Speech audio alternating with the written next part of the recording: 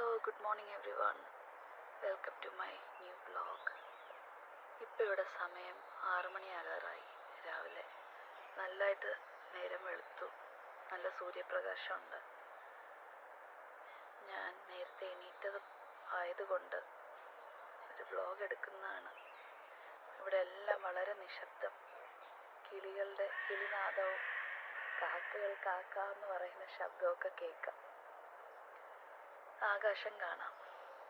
ഇങ്ങനെ ആകാശം നോക്കുമ്പോൾ ഒരു ഹാർട്ട് ഷേപ്പ് പോലെ തോന്നുന്നു. ഇവിടെ മരങ്ങളും. ആകാശം നോക്കിയിരിക്കുന്ന ഒരു രസമാണ്. നമുക്ക് വേണ്ടപ്പെട്ടവർ, നമ്മളെ വിട്ടുപിരിഞ്ഞ് പോയവരുടെയൊക്കെ മുഖം ആകാശത്തിലൂടെ എങ്ങനെയെങ്കിലുമൊക്കെ കാണാൻ പറ്റുമോ എന്നുള്ള ചിന്തയിൽ നോക്കിയിരിക്കുന്നതാണ്. ഒന്നും പ്രാക്ടിക്കലി നടപ്പുള്ള കാര്യമല്ലെന്നറിയാം, ബട്ട് നമ്മൾ ആഗ്രഹിച്ചു പോകും നമ്മളെ വിട്ടുപിരിഞ്ഞ് പോയവർ. ഞാനെപ്പോഴും ആകാശത്തിപ്പം നോക്കുന്നത് എൻ്റെ അച്ഛനെയാണ്. എവിടെയെങ്കിലും ഇങ്ങനെ മറഞ്ഞിരുന്ന് എൻ്റെ അച്ഛൻ നോക്കുന്നുണ്ടാവും നമ്മൾ. അങ്ങനെ നമ്മളെല്ലാവരെയും കംപ്ലീറ്റ് ആയിട്ട് വിട്ടുപോകാൻ പറ്റില്ല. പക്ഷേ ദൈവത്തിനെയാണ് നമുക്കെല്ലാവർക്കും ഈ ലോകത്ത് ആരെക്കാട്ടിയും പ്രധാനം. അപ്പോൾ തീർച്ചയായിട്ടും അച്ഛൻ ദൈവത്തിൻ്റെ അടുത്തിരുന്ന് നമുക്കെല്ലാവർക്കും വേണ്ടി പ്രാർത്ഥിക്കുന്നു. വളരെ വേദനയോടെയാണ് ഞാനിപ്പോൾ ഈ മെസ്സേജ് അല്ലെങ്കിൽ ഈ വ്ലോഗ് ഇപ്പോൾ ചെയ്യുന്നത്. ബട്ട് സ്റ്റിൽ ഞാൻ അതിൽ എൻ്റെ സമാധാനവും ഹീലിങ്ങും ഒക്കെ കണ്ടെത്താൻ ശ്രമിക്കുന്നു.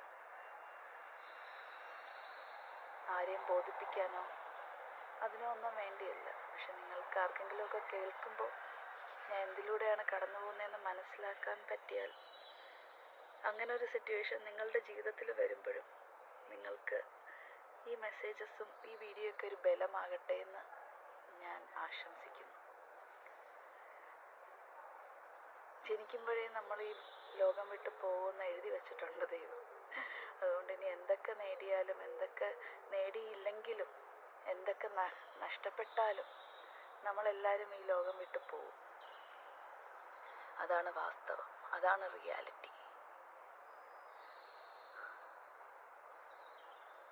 ക്ഷണിക്കാത്തൊരതിഥി മരണം മാത്രമാണ്.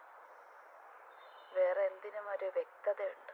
പക്ഷെ മരണം എപ്പോൾ വരും, എന്ന് വരും, എന്ന് നമ്മൾ മരിക്കുമെന്ന് നമുക്കൊരിക്കലും അറിയില്ല. ഓരോ വർഷം ദൈവം നമുക്ക് കനിഞ്ഞ് സമ്മാനിക്കുമ്പോഴും ഞാനൊക്കെ നന്ദിയുള്ളവരാണ്. ബട്ട് സ്റ്റിൽ ചില ഭയം നമ്മളെ വേട്ടയാടിക്കൊണ്ടിരിക്കും. പ്രത്യേകിച്ച് എൻ്റെ അച്ഛൻ പോയതിനു ശേഷം അത് കൂടുതലായി എന്ന് പറയാം. ആകാശത്ത് നോക്കുന്നത് തന്നെ അച്ഛൻ അവിടെ ഇരുന്ന് അച്ഛൻ്റെ മുഖം എവിടെയെങ്കിലും ഏതെങ്കിലും മുക്കിലോ മൂലയിലോ കാണാൻ പറ്റുമോ എന്നൊക്കെ ചിന്തിച്ചിട്ടാണ് നോക്കുന്നത്. അത് സൂര്യനെ ആയാലും ചന്ദ്രനെ ആയാലും നക്ഷത്രങ്ങളായാലും കാണുമ്പോഴൊക്കെ ഒരു സന്തോഷമാണ്. പറഞ്ഞറിയിക്കാൻ പറ്റാത്ത സന്തോഷം, എന്നാൽ പറഞ്ഞറിയിക്കാൻ പറ്റാത്ത നോവുമുണ്ട്. ഈ സമയം കടന്നു പോകും, ഇതെല്ലാം അതിജീവിച്ചേ പറ്റൂ. ഇപ്പം നമ്മൾ, നാളെ വേറെ ആരെങ്കിലും, എല്ലാവരും കടന്നു പോകുന്ന ഒരവസ്ഥയാണിത്.